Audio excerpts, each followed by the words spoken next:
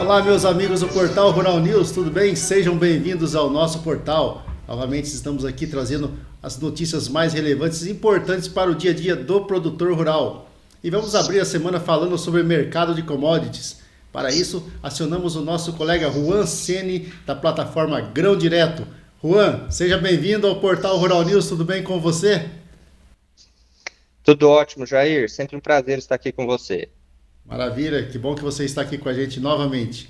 Juan, vamos falar aí então sobre o mercado, como que se comportou semana passada.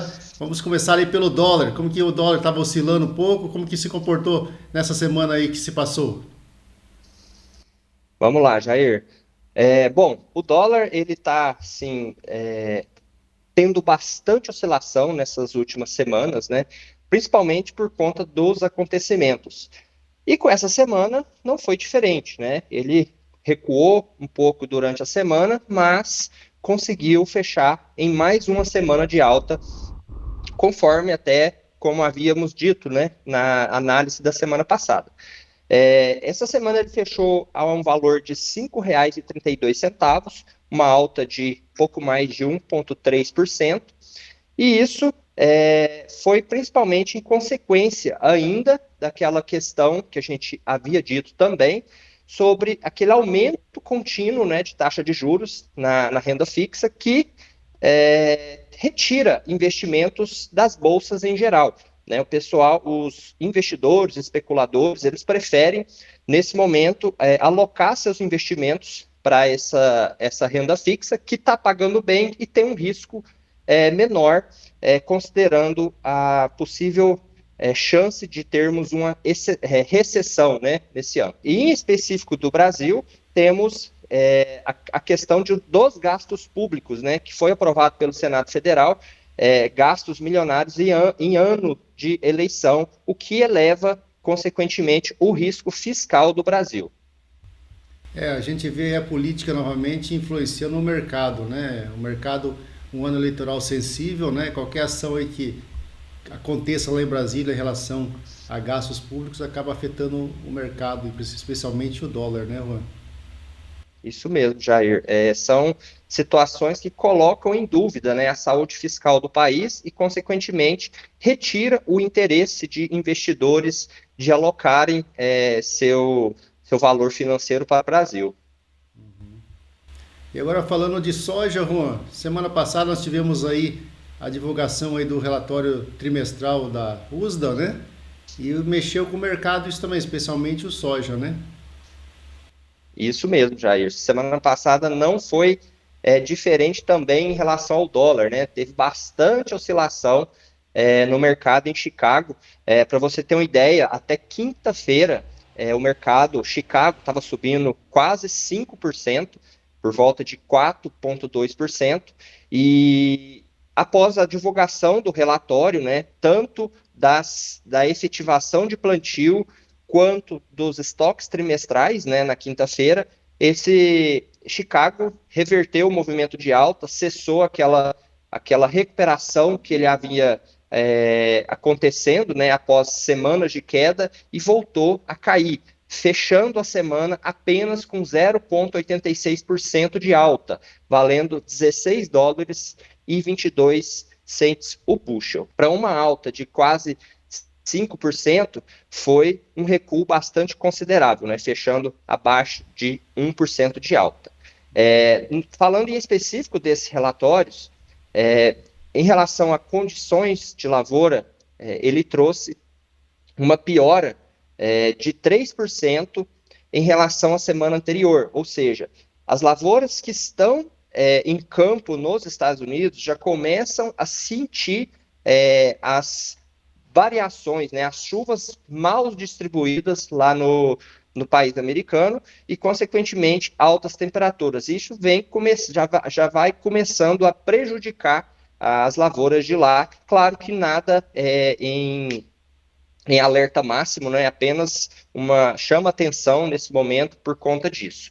Em relação ao relatório de quinta-feira, que trouxe a área definitiva, né, mais uma atualização de área definitiva, para surpresa de muitos, ele trouxe um aumento de área de milho e uma diminuição de área de soja, isso tudo em relação à intenção inicial manifestada em 31 de março, né, quando não havia começado o plantio lá nos Estados Unidos. Então, isso trouxe surpresa para o mercado, porém, o que prevaleceu foi os estoques trimestrais, que veio acima do esperado pelo mercado, o que foi o principal fator que derrubou as cotações de Chicago na quinta-feira.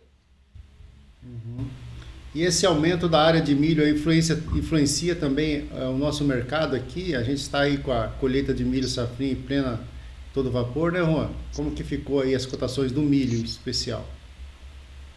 De forma significativa, Jair, não tem uma mudança de cenário, né? Principalmente porque o déficit mundial ainda continua. O aumento de área foi mínimo e isso não passa nem perto de resolver o problema desse déficit mundial que a gente tem hoje. Então, o cenário interno, né, depois a gente vai detalhar melhor quando falar do milho, o cenário interno de soja e milho não muda em relação aos fundamentos principais de escassez de produto e principalmente em relação à condução da lavoura lá nos Estados Unidos. Agora, falando de milho, Juan, como que o mercado se está se comportando e como que está a realidade aí do cereal? Bom, agora falando em específico do milho, segue no Brasil a colheita, né, sem nenhum tipo de empecilho, noticiários mostrando para a gente que já tem aproximadamente 30% ou até mais de área colhida no Brasil, e enquanto essa colheita continuar sem nenhum tipo de imprevistos, as cotações tendem a naturalidade de queda, né, por conta da oferta de produto no mercado. Então, essa semana a gente poderá ver a continuidade de queda das cotações de milho em bolsa, né? E isso traz um momento de oportunidades para os compradores que aguardam, né, em algumas regiões, essa correção de preço para completar os seus estoques. Com o aumento da oferta, naturalmente o mercado a tendência é que baixe o preço, né? E a hora de quem precisar comprar, a hora é essa, né, Juan? Justamente, o mercado de commodities, principalmente, ele é balizado por demanda e oferta, né? Ou seja, o quanto temos de produto no mercado e o quanto temos de consumo desse produto no mercado. E no momento que tem algum desequilíbrio das duas partes, isso traz oportunidades tanto para o produtor em momentos de escassez de produto e tanto para os compradores que em momentos de excesso de produto no mercado, eles aproveitam para comprar o que precisam. Juan, falamos aí sobre a semana que se passou, né? E essa semana, como que vai se comportar o mercado aí, segundo as previsões dos analistas aí da Grão Direto? Jair, falando especificadamente de cada produto, né? No caso do dólar, essa semana promete continuar sendo de bastante oscilação, principalmente por conta do relatório de emprego nos Estados Unidos na sexta-feira, o famoso payroll. Ele traz o quão aquecido está a economia naquele país. E, dependendo do resultado, isso traz reflexos do dólar no mundo inteiro. Porém, independente disso, o cenário interno brasileiro ainda continua de alto risco fiscal. Consequentemente, isso poderá continuar pressionando o dólar, fazendo com que ele feche mais uma semana em alta. Agora, falando em relação à soja, Jair, essa semana ela será mais curta, principalmente por conta do feriado, né? Hoje, lá nos Estados Unidos, o feriado do Dia da Independência. Nessa semana, as previsões climáticas trazem um certo alívio ao mercado, né? Com boas previsões de chuvas, ou seja, chuvas mais bem distribuídas nas principais regiões produtoras. Isso poderá impactar no relatório de condições de lavoura da próxima semana. Os temores de recessão ainda continuam, isso faz naturalmente que haja menos aporte financeiro para bolsas de commodities, também ligando um alerta, né, nesse sentido, e Caso tivermos esse cenário comprovado de dólar em alta e uma possível continuidade de queda em Chicago, né, por conta dessa melhora de clima e, consequentemente, dessa retirada de investimentos, né, de financeiro da Bolsa de Commodities, podemos ter uma semana de estabilidade de preços no Brasil, sem altas significativas e muito menos baixas significativas. Então, basicamente, o mercado essa semana, a tendência é que seja tranquilo e se mantenha aí essa tendência de estabilidade. Isso mesmo, tirando o dólar, né, que poderemos ter uma semana de bastante oscilação, Chicago possivelmente vai continuar a sua tendência de queda, pelo menos a curto prazo, baseada nesses fatores que eu mencionei anteriormente.